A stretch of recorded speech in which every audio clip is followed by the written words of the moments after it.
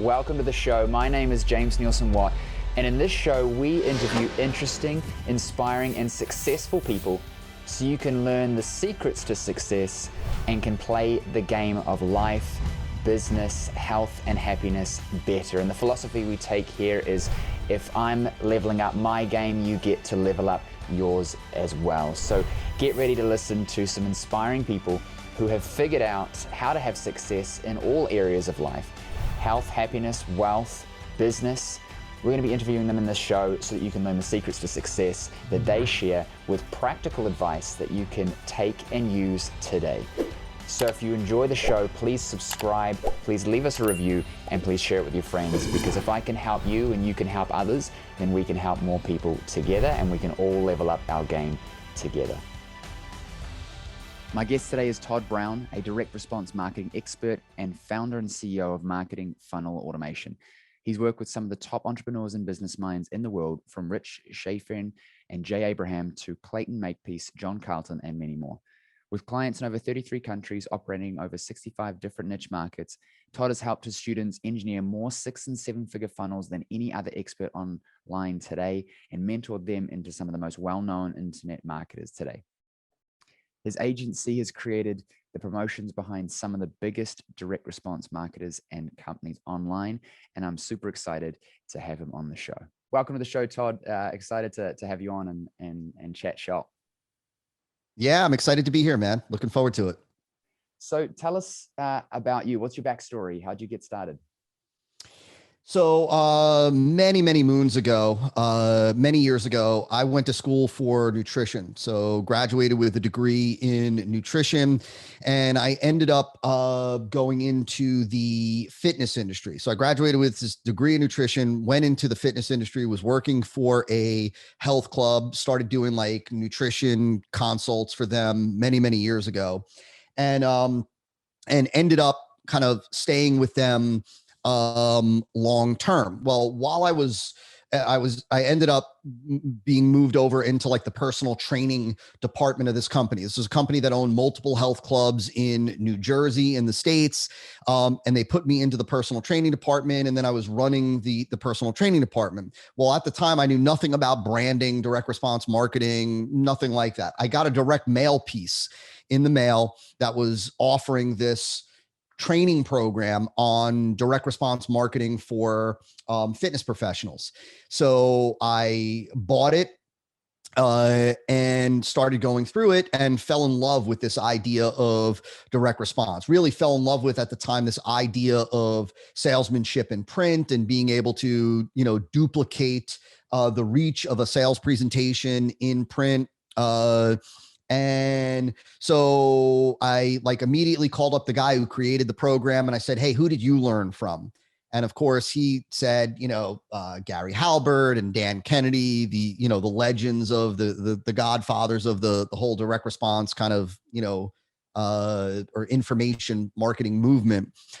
So began studying, what I could get my hands on, books, programs from them. And then started implementing in the fitness facilities what it is that I was learning. Some stuff didn't translate right away. I had to tweak some stuff, and over time, my department grew to be the all-star, like the golden child in this entire company. We were doing. I had like 70 some odd trainers. I had like 8 managers, 2 directors. It was amazing. And then I got bit by the entrepreneurial bug. I had a great gig. It was a great job. Like, I loved it, but I got bit by the entrepreneurial bug. Really, I wanted to see if I could translate my marketing chops that I had learned and developed in the fitness facilities in the real world. And so I said, you know what, let me take what it is that I've learned and tweak the new systems that I was using based on direct response. And let me see if I could help massage therapists. I figured there was a little bit of an affinity there. I didn't want to do anything in the fitness world because I just I felt like it would be a conflict of interest with my employer. And so I put together a program to help massage therapists market and grow their practice. This is way back now. And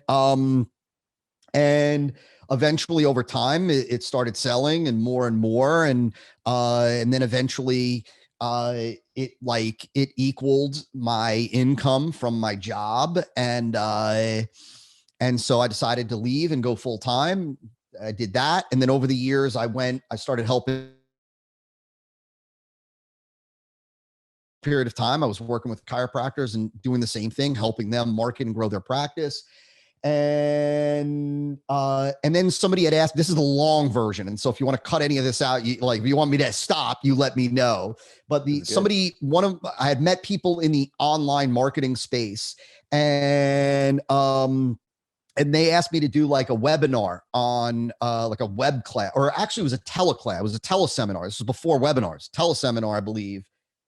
Maybe it was one of the early days of webinar. I can't remember. Anyway, they asked me to share what I was doing, how we were able to generate like $24 a lead on a funnel, on a campaign. This was before funnels were talked about, before it was a buzzword.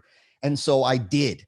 And at the end of the web class, I didn't have anything to sell because I wasn't, I was in these other arenas, these other markets. And so I was like, at the end of this web class, I was like, all right, see you guys. Everybody have a great day. Bye.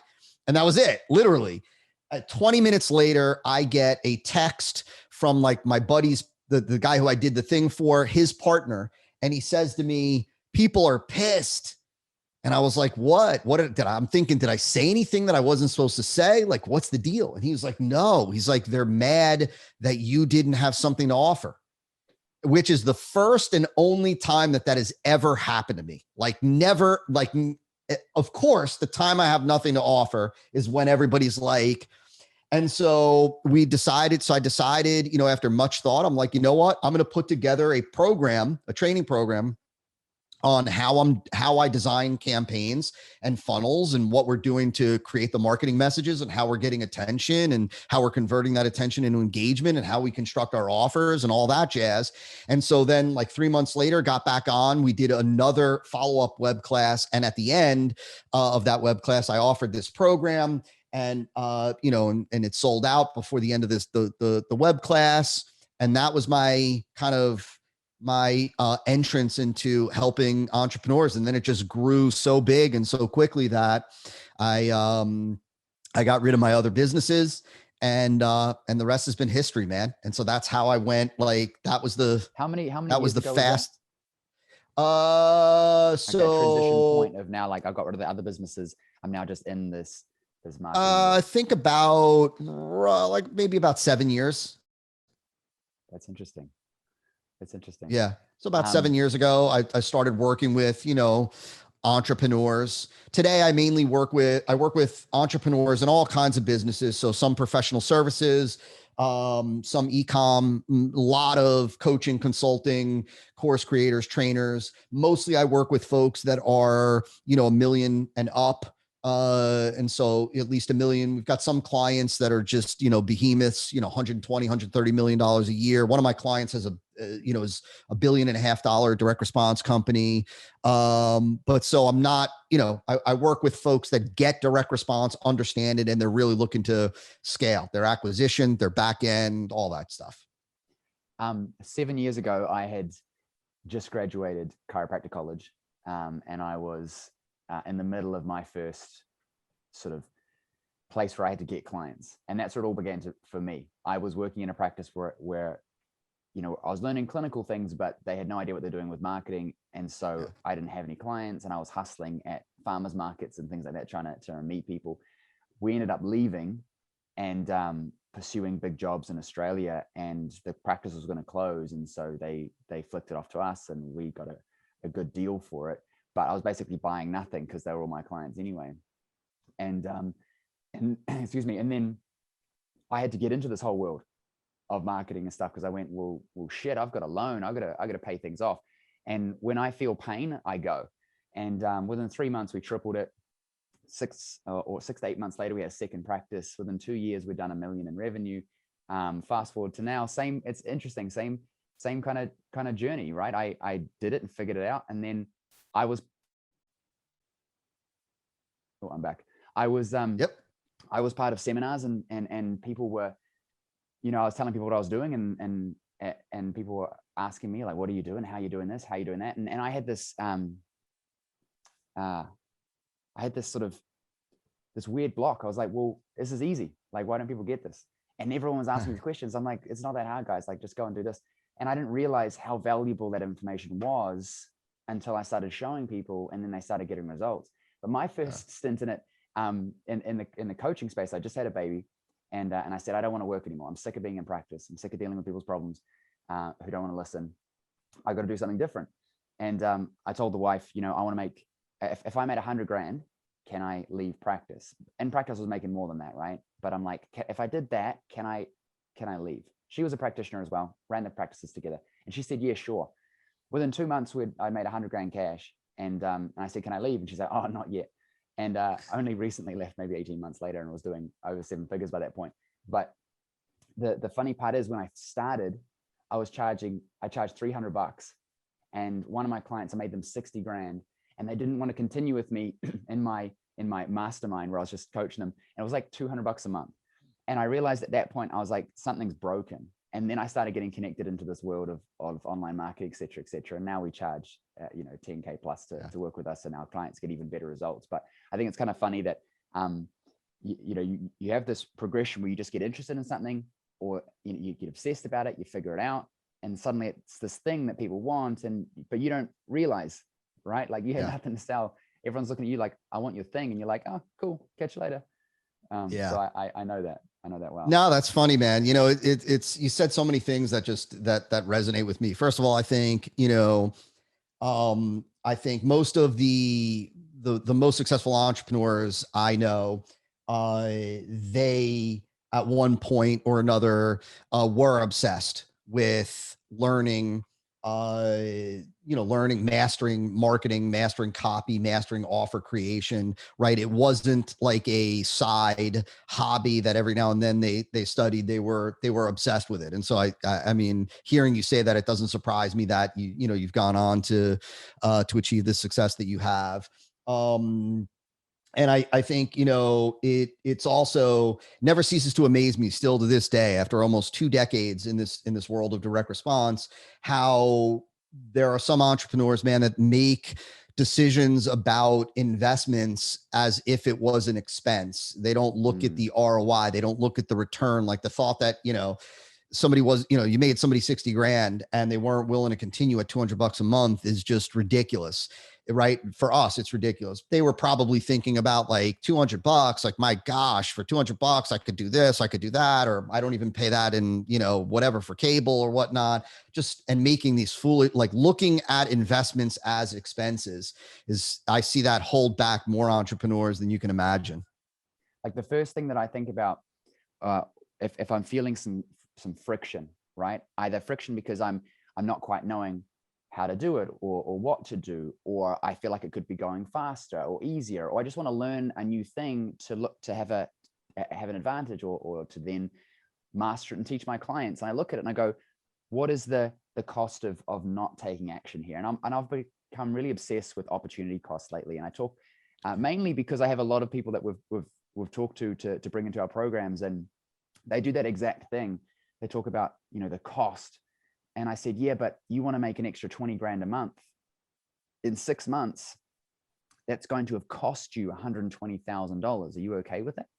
But they don't connect to that idea. Now, that's a sales and value proposition thing potentially. But I think the concept is interesting. Looking at costs, we don't like to feel loss, but unrealized potential is a loss. But most people, I think, especially people who don't have lots of success, because I think that when you understand loss as a future thing too, that's what it takes to become successful. If I don't do this, then what? And I think that successful people have that. Can you talk to that a little bit? Yeah, I mean, I think, look, I think what you're talking about, and I completely agree with you. I think that people tend to only look at one side of the cost equation.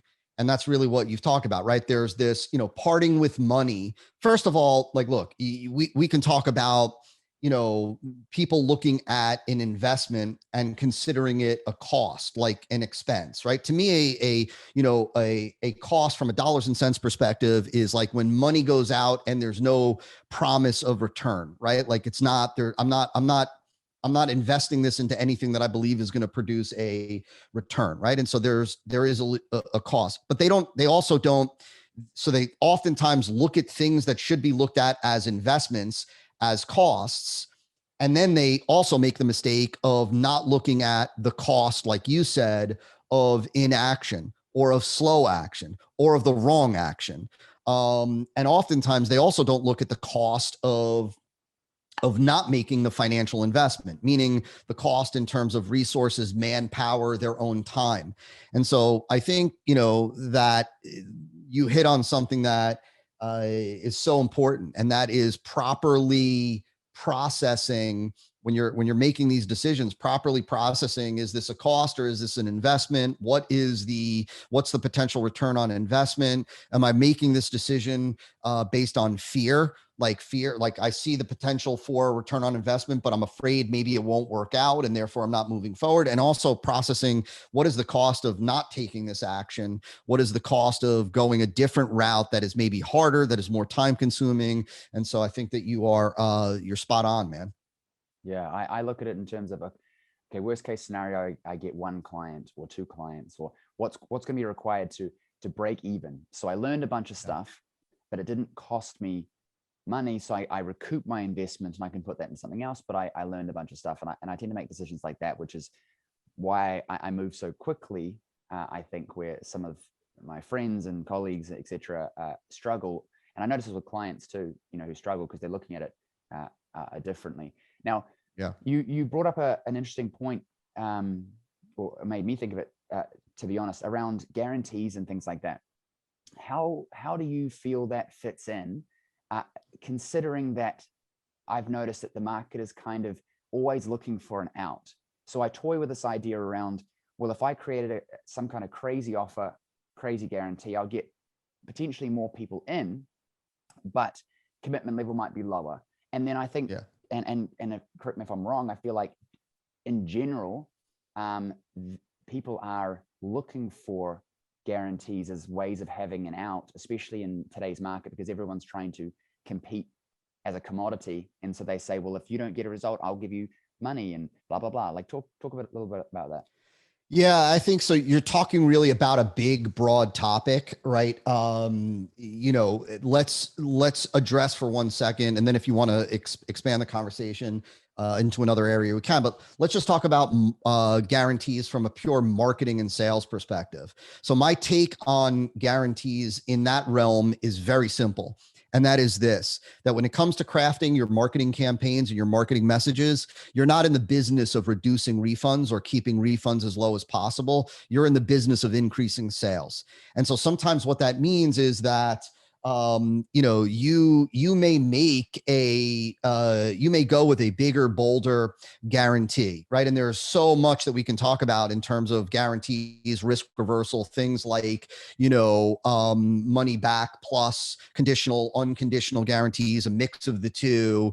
Ultimately, when it comes to crafting or engineering a marketing campaign, when it comes to all of the pieces of an offer, including risk reversal, money back guarantee, we're looking to craft the most compelling offer possible that converts really at the highest rate. If you really want to keep things simple and not get into the nuance, that's the job. And so when we're crafting our offers, which include the guarantees, we're looking to increase conversion rate. We're looking to generate more sales. We're not thinking about, right? I don't have my marketing team thinking about what is the best way to keep our refund rate low. Keeping our refund rate low is more, first and foremost, is more about the operation and fulfillment side of the business. Marketing's job is to increase sales. Now, sometimes what you'll see is you'll go with a bigger, bolder guarantee. We guarantees that are like 3x your money back, right? Like 200% of your money back. And so sometimes what you'll see is you will see an increase in refund rate, right? Like, so you might go from an 8% refund rate to a 12% refund rate. And oftentimes people will immediately jump and they'll kind of look at that out of context. They'll say my refund rate jumped from 8% to 12%. But when they look at their sales conversion numbers, they see that, right, our sales conversions went from 3% to 6%. So you doubled your sales conversion rate, and you saw an increase in refund rate. Well, if you increase sales much more than enough to make up for the increase in refunds, so be it, right? Like, so be it. That's the reality. At the end of the day, it's all about math, arithmetic. It's all about numbers. I'm willing to, like, I would happily increase my refund rate by 2 or 3% if at the same time I doubled our sales conversion rate. So from a pure marketing and sales perspective, I'm all about, I'm all about going with the biggest, boldest guarantee that we can. I love that. No, this is so good. This has put together a few things for me in terms of what we do and how to think about it. And you're right. From sales and marketing, it's get more sales. And so do what it takes to get sales, so to speak. And then the delivery aspect, the fulfillment, is about refund reduction by better operations, better program, better support to reduce it. And if your product is any good, then if you double your sales, you're not going to have a proportional decrease, proportional number of refunds, and therefore cash zero or negative. So it's all going to be up because business is math. And that's something that's funny. It's when you think you know something, or you know something, but then you're not putting it into practice, or you're really close to the thing, and then you hear it slightly differently and suddenly it just changes. That's what this is for me, because I constantly talk about business is math, cost per acquisition, lifetime value, etc. Is a lot about what I talk about with my clients, because they people get upset about, I had to spend money on marketing and I want referrals because it doesn't cost me anything. And I'm like, but what it's costing you is a lack of revenue, because you're not spending money to get customers, because business is math. And this is a really good point, because I've been thinking about guarantees and looking at it and saying, what we do, we get a ridiculous result. Ridiculous. But how do I get more people to see that? And obviously, and I'd love to talk to you about that, providing more value, communicating it more to their needs, etc., the immediacy of their problems. But the other side of it is that people just have inherent risk aversion. They're not entrepreneurs. Yeah. Entrepreneurs, we will take a risk. A lot of people won't. And so risk reversal, risk reduction, etc., has to be a huge part of that sales process, right? Yeah. I mean, look, I also think the beauty of, you're absolutely right. Again, I think the beauty of direct response also compared, in making these decisions and doing these sorts of things within the world of direct response is that, as you've said, it is all data and metric driven. And so we can very quickly see the financial impact, the impact on the numbers when we roll things out and test things. And today with the internet, the beauty is that you can make changes really quick. And so it's not like it was years ago. Like even when I first got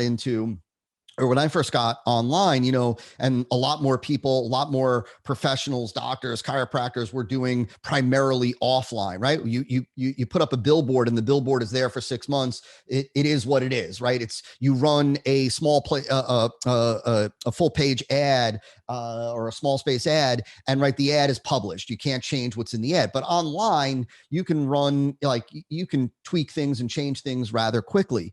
And so, so you'll get the data back. Like, it's not like you're going to lose a tremendous amount of money if something went haywire and your product isn't up to par and you are seeing a tremendous amount of refunds. You can make the change. But I think that, it really, it comes down to, like you said, and I love talking about the numbers, the arithmetic of this marketing business and customer acquisition. I love it. And so hopefully we'll get the chance to chat about that, but it is all math. It's all numbers. This whole business is predicated on psychology, communication, and math. That's it. Right? At the end of the day, it's all psychology. What is the market thinking? What is the market feeling? What does the market want? What is the market already aware of? What has the market already heard? Right? Communication based on what it is that we understand about psychology. How are we communicating what it is that we do? How are we showing that we've got something different and superior to everything else? Right? How are we presenting the offer to, make it as low barrier of entry as possible? And then it's all arithmetic, right? And so, a great example of this big, bold, audacious guarantee is we had a campaign. This is going back a number of years. We had a campaign. It was selling about a $3,000 program. And at the time, I think we had roughly about a 3% sales conversion rate on this in this campaign. And it was good. There was nothing, on a higher ticket program like that. There's nothing wrong with the 3% sales conversion. But we decided that we were going to change the offer. Now, the beauty with the offer is that, right, the offer is made up of a number of components. The product itself, the deliverables, are only one piece of the offer, right? You've got the price, you've got terms, you've got premiums, bonuses, you've got risk reversal, right? There are other components that make up an offer besides just the product. So you can change the offer without ever changing what it is that you're delivering or fulfilling on, right? You could also change the offer without ever changing the price. You could add in a bonus, you could take out a bonus, you can change the terms, right? You could go from a hard offer to a soft offer, from the typical, pay now to pay later, right? That's all those things change the offer. We decided that we were going to change the risk reversal proposition, the guarantee. And at the time, we had an unconditional 30-day guarantee, right? So that was, if for any reason or no reason at all, you're not blown away by what this does for you over the next 30 days, let us know and you'll get all your money back. And so we decided that we wanted to change the risk reversal. Now, let me give you the end of the story first. The change to this risk reversal part of the offer brought us to a little bit over a 5% sales conversion rate on this $3,000 offer. And the addition that we made was that we added in a second conditional guarantee. And basically we said that, right? So you still got the unconditional 30 days. If for any reason or no reason at all, you're not thrilled, let us know in the next 30 days and you'll get all your money back. But then there was a second guarantee, which was if you and I forget the exact language. It was like, if you complete the program, if you attend the sessions, if you fill out your worksheets each week, and you don't see at least, I forget what it was at the time, a $5,000 increase in sales, a new $5,000 increase in sales, we will give you an extra $1,000 back, right? So you'll get 200% of your money back, I'm sorry, that's exactly what it was. It wasn't an extra 1,000. It was, we'll give you 200% of your money back. So it was, right, you'll get your 3,000 back plus another 3,000, right? Now, right off the bat, there are people on the team that were like, are you freaking nuts? Like, you are on the hook for, we're on the hook for $3,000 if somebody asks for a refund. Now, first, let me just say this, because this is important, right? I believe wholeheartedly in what it is that we offer. Back then, today, I know that, like what you said, our stuff is dialed. And so I know that if people follow what it is that we teach, what it is that we ask them to do as part of the programs that we offer, that they're going to get results. And so, right? So that's why I made that extra guarantee conditional on, you have to attend, right? You have to do the worksheets. You have to submit, proof that you launched your campaign the way we've had you do it. And I believe that on that campaign, we had one person ever that asked for double their money back. But yet we went from some 3% to a little bit over 5% sales conversion. I would do that all day, every day. That's math. That's all it is math, right? Because, right, like the product delivers, you're not just telling people, hey, buy this, and if you're not happy, we'll give you double your money back, because you're going to get some people that are going to take advantage of you. Reality is that it's all math. The reality is that you're always going to have refunds in this business. In a direct response driven company, you're always going to have refunds. I believe that there is a percentage of people that before they buy, they already know that they're going to ask for a refund. I remember very, very early on hearing a piece of advice from Gary Halbert, another legendary copywriter, direct response guy, who said that, right, if your refund rate is too low in this business, you're not selling hard enough. Meaning that, like the people that say we've got a 1% sales conversion rate, I get it, like that they like that and they're proud of that and it's cool. But from a pure direct response marketing perspective, they're leaving money on the table.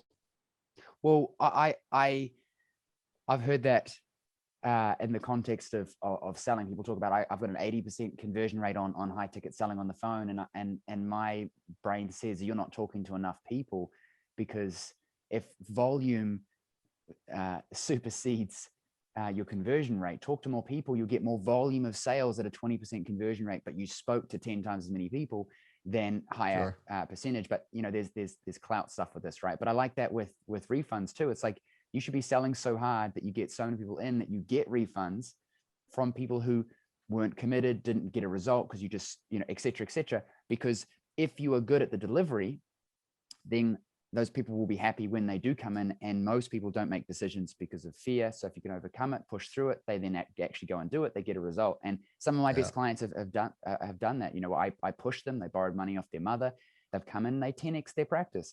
And others who, it's just interesting. It's an interesting game. And I'm loving what you're saying about this. I'm definitely going to be changing a bit about what we do. I think of in my lack of experience, I've only been doing this for a little bit. I'm looking at the product that we offer, and I'm looking at, I guarantees. I'm offering so much stuff. You can take it. You can go and make money very, very easily. There needs to be a value exchange, but I'm not thinking about sales and marketing and delivery as being two separate entities. And that's what I've learned today. And also the offer, I like that, because you can't just give a product. You have to have bonuses. You forget that sometimes. Talk about offer for a second. About, you said premiums, product, bonuses, terms, etc. What are the components of a good offer in your opinion? Yeah, so this is also a big topic. Love talking about this topic. So let me just throw out a bunch of stuff to address this. So number one, we already said, the offer is more than just the product, right? The product is part of the offer, but the offer itself consists of a lot more than just the product. So an offer is made up of a number of things. Number one, it's made up certainly of the deliverables. What does the prospect actually get when they buy? Number two, in line with that, is the benefits, right? The payoff, the result of each of the deliverables, what it's going to do for the prospect, what it's going to alleviate, what it's going to give them more of, right? And we'll come back to that in just a second. You've got the price, you've got the terms, you've got things like premiums, bonuses, you've got any kind of risk reversal proposition, and you've got a reason to respond now. So what is the reason to respond now? One of the healthiest perspectives for anybody that's using direct response to take is that what you're really ultimately selling the prospect on is the offer, not the product. And so meaning that, right, like if, that, let's say we went with a soft offer. A soft offer is the purest form of a soft offer is pay nothing today, take the dog home, enjoy the dog. And only if you fall in love with the dog in 2 weeks will you pay the $300 for the dog, right? And so that's a soft offer versus pay the $300 today and then take the dog home. That's a hard offer. That's your traditional offer. Pay today, right? If you leave the product the same and you leave the price the same and you leave the bonuses the same, and you leave the reason to respond the same, but you change it from a hard offer to a soft offer, meaning you now make it take the dog home and enjoy the dog for the next month or whatever. And then only if you fall in love with the dog do you pay the $300. Well, now there is another reason to respond. There is another value proposition. You're not risking any money today. You don't have to take your wallet out. You don't have to have fear of losing out on cash flow or not being able to pay, right? Like there is extra selling points, extra benefits, extra reasons to respond just in that different offer without changing the product, without changing the deliverables, right? Same dog, you know what I mean? Same terms. And so you got to realize that what we're really selling is we're selling the offer, not the product. Right? Because at the end of the day, you're selling them on the offer, which is made up of all of those components. The next thing that I would say is that most people that use direct response, they don't realize how enormously important the offer is. In the world of direct response marketing, in terms of order of priority, it goes audience, offer, copy. Audience being who we're speaking to. Are we speaking to the right people, or are we trying to sell mixed martial arts training to elderly people, right? In a nursing home, God forbid, right? That wrong audience. Don't matter how great of a marketer you are, how great your offer is, how great your product is, it's not going to work really well. But the second most important thing is the offer. The offer can make or break a campaign. Great marketing can never make up or will never make up for a weak run-of-the-mill offer, but a great offer, an over-the-top offer, a superior, irresistible, no-brainer offer can make up for a lot of marketing weaknesses. Great example that I love to give, I've given this example for years, is, I usually say when I'm speaking at conferences or whatnot, I'll say to the audience, imagine that I had two vehicles that I wanted you to sell. One vehicle was a brand new gunmetal, Aston Martin, loaded, gorgeous, $300,000 vehicle, all the bells and whistles. Another one was a rusted, beat up old VW pickup truck, no AC, AM, FM radio with 300,000 miles on it. And I said to you guys,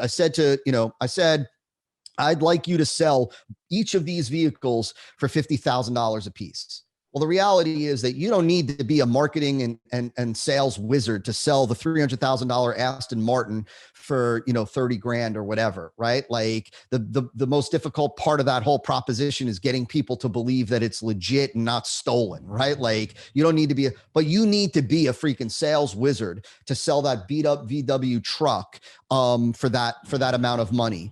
And the point is that, right, like when you've got a ridiculous over the top offer, it makes up for a lot of marketing shortcomings, but great marketing chops is never going to make up for a weak run of the mill offer. So the offer, that bundle that you're putting together, that thing that you're ultimately selling is, and if you hear it's storming outside, so hopefully I won't lose power here in South Florida and West Palm. We lose power like it's amazing. But the offer is so important that it should be the very first thing that you create. Most entrepreneurs, most marketers, even in the world of direct response, even folks that have been around for a significant amount of time, I tend to see they'll take 10, 15 minutes and throw together the offer. They're like, this is the product, this is the price. Let's give a typical 30-day money back guarantee, bonuses. What do we have on the hard drive, or what do we have in stock? And they whip it together. Yet it is the component that can make or break the campaign. And so what you want to do, the smart thing to do, is to start off by engineering the absolute best offer that you can, an offer that is superior to competitors. So therefore you need to research and understand what your competitors are offering and what is their value proposition and what are the deliverables and what is the price and what are the terms and what are the bonuses, right? And so superior, we want it to be irresistible. How do you make the offer irresistible? You make the offer irresistible with how you communicate the benefits, right? And so, right, what are the benefits of this? When you say this, it comes with X, what you really want to do, the smart thing to do is when you're constructing your offers is to recognize when you're talking about the deliverables and you're talking about the benefits, it should be 20-80. 20% is what they get. 80% is what it'll do for them, what it'll change for them, what it'll eliminate for them. So you make it irresistible through the benefits and how you unpack the benefits. And this goes beyond this conversation, but there are functional benefits. There are dimensionalized benefits, meaning what does it look like in the prospect's life, in their actual life? There are emotional benefits. How does experiencing that dimensionalized benefit make them feel? Right? Like people buy, let's say, an alarm system for their house, largely because they want to feel more secure. Of course, there are functional benefits like your front door is protected, your back door is protected. You'll be able to see, you got a camera out at the front, you got a camera in the back, right? So that you can see the front at all times. You can know that your back is safe at all times. That's an example of a functional benefit. Dimensionalized is like, right? Anytime you want to make sure that your family is secure, just pull up the app, look out front, and you'll know everything is good. You'll look out back, everything is good. You'll know that all your windows are secure, right? And an emotional benefit is, and you can lay your head on your pillow at night and feel secure and comfortable knowing that you've taken the steps to protect your family, right? Like that's functional, dimensionalized, emotional, and you make it a no-brainer with terms and risk reversal. And so what are the terms, right? Like, I'll tell you that, if you switch from a hard offer to a soft offer, from a pay today to a pay later, your sales conversion rate is going to go up. Are you going to get more people, or are you going to get people that say, nah, I don't want to pay for it? Of course. But when done right, you're going to get a lot more people that take advantage of the offer than you will see an increase in the people that say no. And then, of course, risk reversal, right? What's the risk reversal proposition that you're making? How are you alleviating as much risk from my shoulders as the consumer as possible? And I'll finish this little rant, offer rant, by saying this, that you got to go bold, man. Today, to get attention, to stand out, to cut through the noise in most markets, and in many markets, it's saturated. If it's a chiropractor, you go 3 miles this way, 3 miles that way, 3 miles that way, and 3 miles that way, and you've got your pick of a chiropractor. Well, saying in your marketing more of the same, why would that get attention? Why would that create engagement? Why would that you got to be bold, right? You got to be bold in order to get attention. You got to be bold to turn a prospect into a patient or client or buyer in the majority of markets today. And part of that is being bold with the offer, bold with the different components, bold with risk reversal. Got to be bold to go with, like, soft offer, right? Because it's scary, especially when there's costs associated if you're selling a physical product. But that's how you cut through the clutter. If I was going into a market and I saw that everybody was doing a hard offer, one of the very first things I would do is a soft offer. And I would completely disrupt everybody. While everybody else is asking you for money up front, why don't you experience firsthand the benefits of this yourself? Take the next 3 weeks, enjoy this, blah, blah, blah, see what it does for you. And you're either thrilled, blown away, head over heels in love with this thing, or you won't pay anything, right? As long as you're blown away, head over heels thrilled, it's only $120. Yeah, everybody else is charging $80, right? But you try it see what I'm saying? It's all about the offer and going bold. I love this. This is so good. I got so much value here. I'm going to spend the rest of the day looking at our offer and mixing things up. Real quick before we finish up, I've got a question about marketing at the moment and what you're seeing working well and not. I'm always toying with the idea of offering something for free in exchange for information and getting leads, and then my team contacting them, etc., and then offering something paid and generating a customer, and then following up those people. Talk to us a little bit about the differences between leads and customers when it comes to then high ticket sales, because a lot of the people listening to us, they sell premium programs or high ticket offers. And so what are you seeing working? There used to be a lot of, free plus shipping books, that kind of thing, or low ticket products. I've noticed some changes. What are you seeing? Yeah. So it's a great question, man. I love the question. It's a little complex because it really depends on which. This is going to be right up your alley, it sounds like.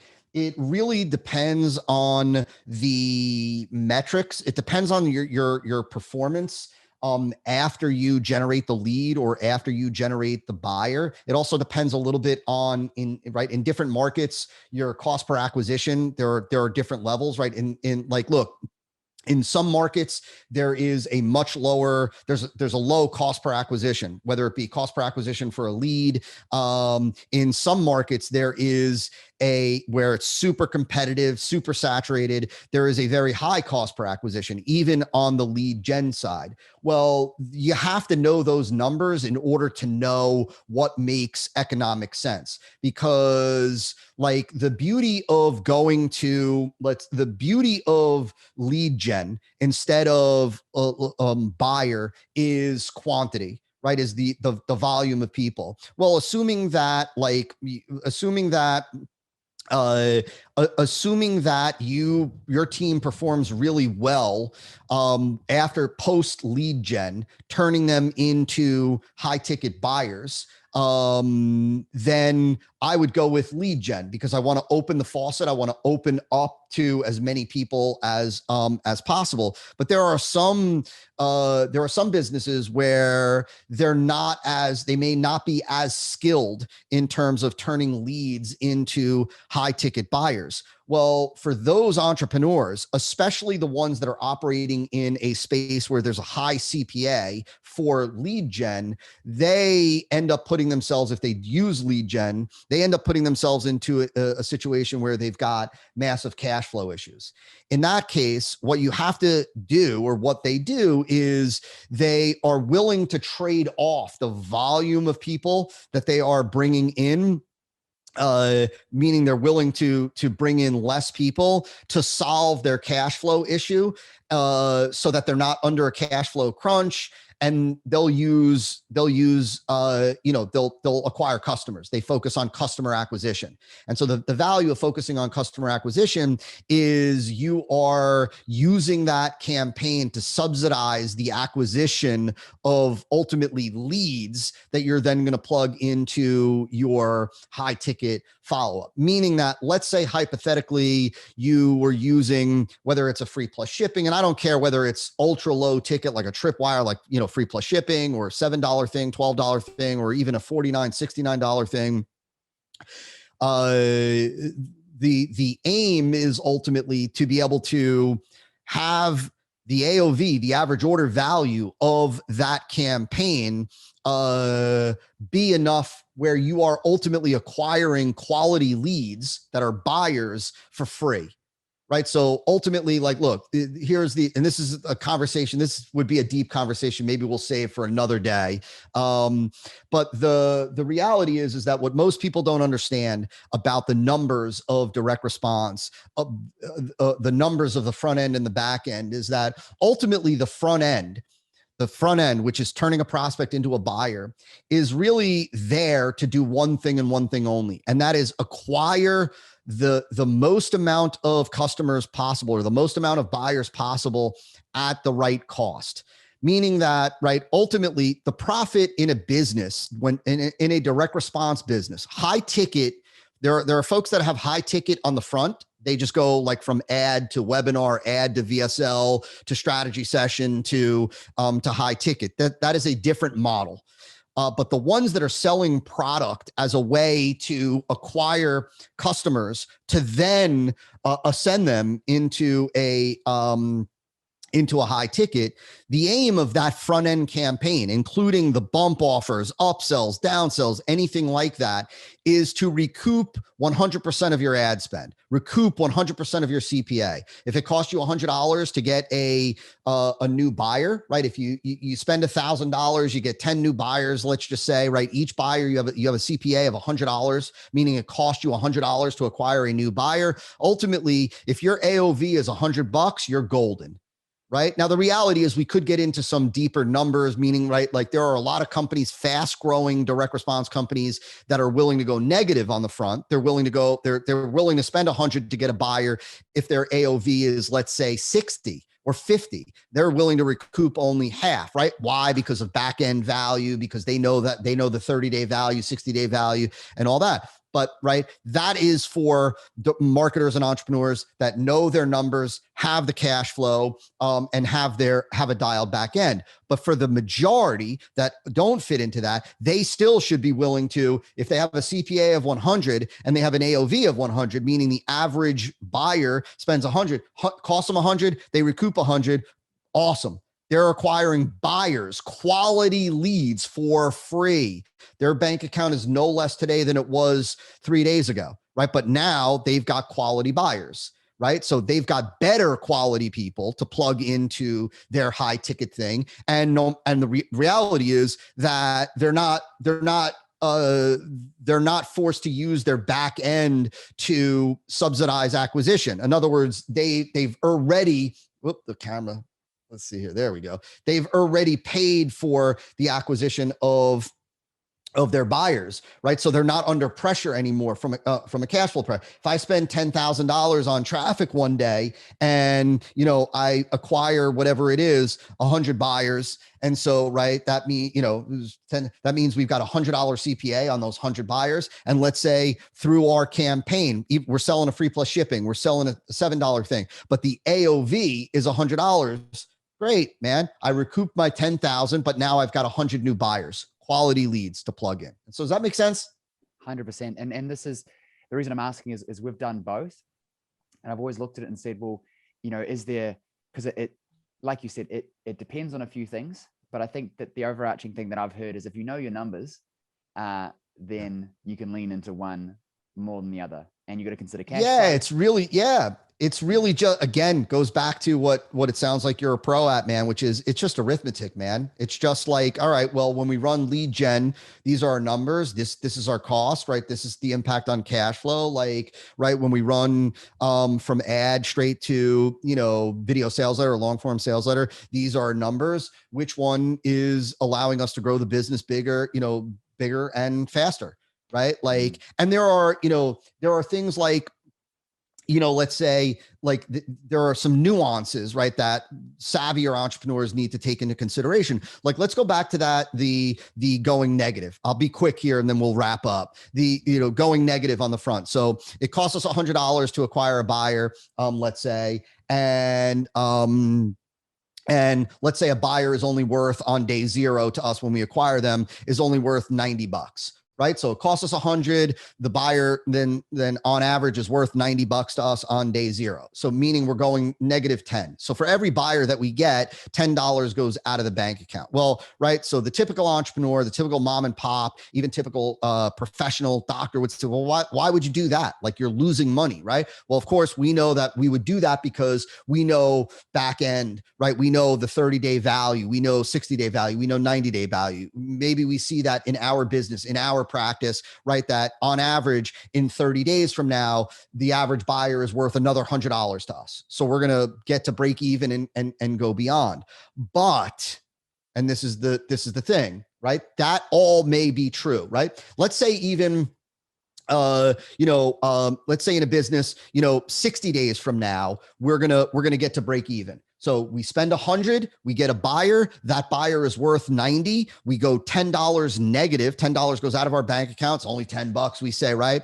And we know that in 60 days from now, on average, we're going to make that money up. And so on the surface, you say, well, that makes sense. But here's the thing. What you have to consider is scale. And what I mean by that is, what if now, let's say it all sounds good, right? Would you trade $10 today, knowing that in 60 days, you're going to get 100? Like, would you, if I said to you, hey, give me $10 today, and in 60 days, I'll give you back 100. Everybody always at conferences, everybody's like, yeah, of course I would do that. And of course you would. But then the question becomes, well, how often could you do that? Right? Because what if I said to you, well, all right, let's do that. And, but now you're acquiring, let's just use a number beyond what your doctor, 1,000 buyers a day. Now you're acquiring 1,000 buyers a day. You're in a very big market. You're in weight loss. You're in financial publishing, and you're acquiring 1,000 people a day. Well, now that means $10,000 a day is going out of your bank account, right? 10,000 today, 10,000 tomorrow, 10,000 the next day. Can you do it? See, so sometimes on a small scale, those numbers make sense. But when you then scale them up, they no longer work. That's the nuance that has to be balanced. But at the end of the day, it is all about numbers. Lead gen, straight to sale. Which one is growing the business bigger, faster? Which one is has less of an impact on cash flow? All right, which one is which one is producing the result that we want? And that's all it is. At the end of the day, there's more than one way to skin a cat. I have clients and students that, very popular marketers, very well-known marketers that use both. Even in our core business, our main business, we actually have both. We have some lead gen campaigns, and we have some right to sales page, and we have some low ticket on the front. We have some mid tier on the front, and we have some high ticket on the front. Yeah. What I take most from that is, if you're starting now, can you cash flow until you are able to generate a profit? And that's a reflection of when you started. And I think that a lot of people say, I need to get rich quick. I need to do this quick. And they got to start these things. And it's like, well, it doesn't work because you don't have any money. And so Right. later on, if you can cash flow that, it's like, yeah, 10,000 a day. Shit, I'll try and cash flow to 100,000 a day because I know that it's a return on the investment, which circles back to what we talked about at the start, knowing your numbers, knowing your return. Yeah, absolutely. Absolutely. One other thing to just mention too is that it also depends on the price point of like what you're selling. So let's say, right, like, there was a time when the two-step or lead gen, squeeze page to sales page was commonplace. It was, I remember, like I said, I've been doing this, just about 20 years. I remember when like it was standard practice across the board. You always had a lead capture page and somebody would opt in and then you bring them to a sales page. Well, today, if you were selling a tripwire product on a sales page, you would not use a lead gen page on that.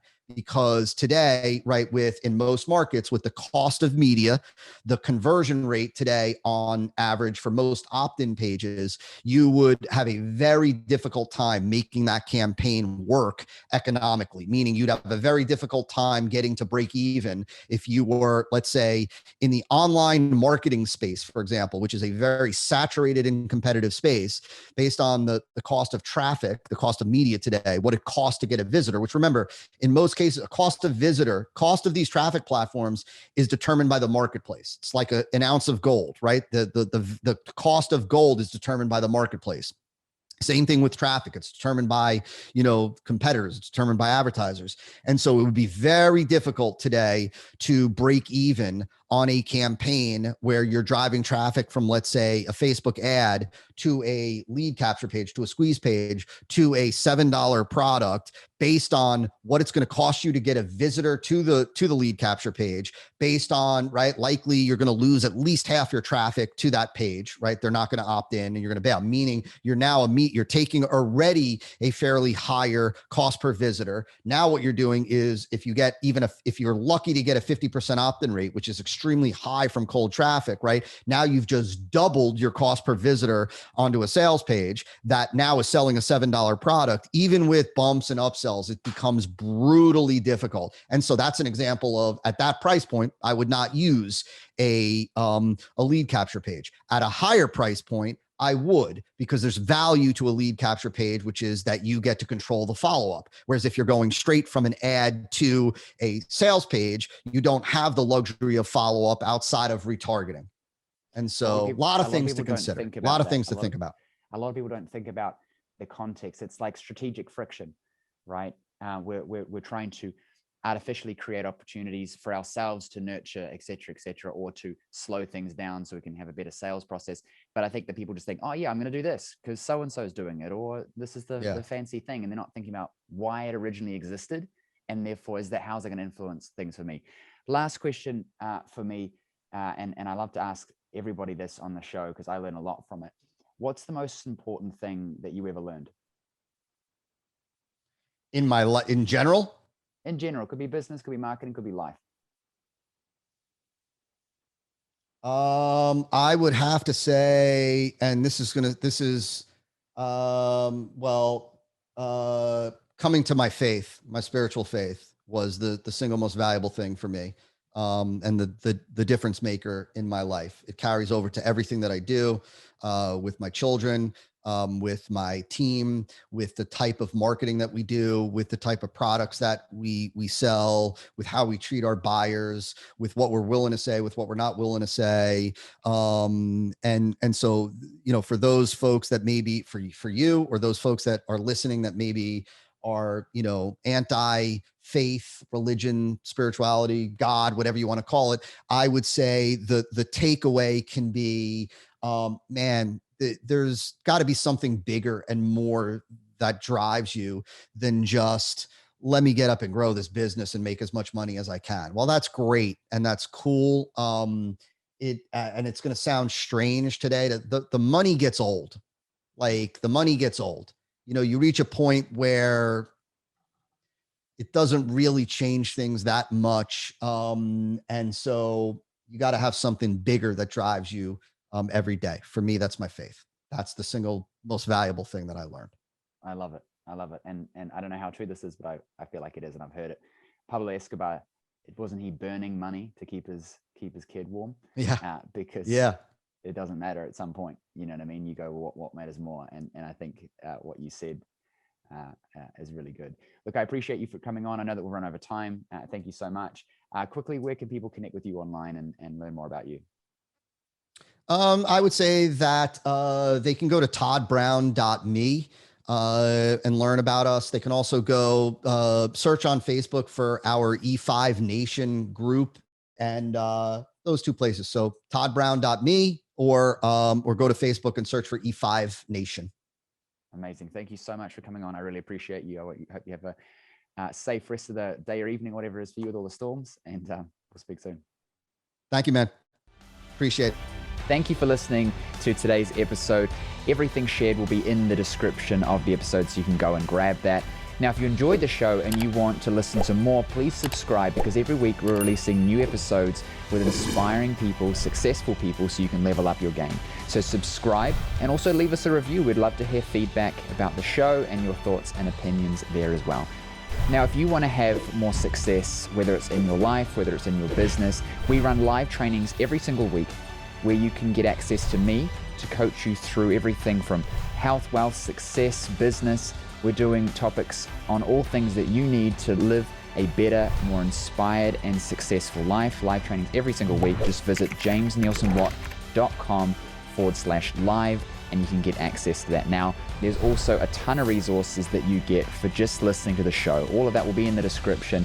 So if you're watching this on YouTube, check the description. If you're listening to this episode, check the description. We've got a load of resources there for you to have more success in your life, whether it's relationships, investing, or in business. I'll see you on the next episode.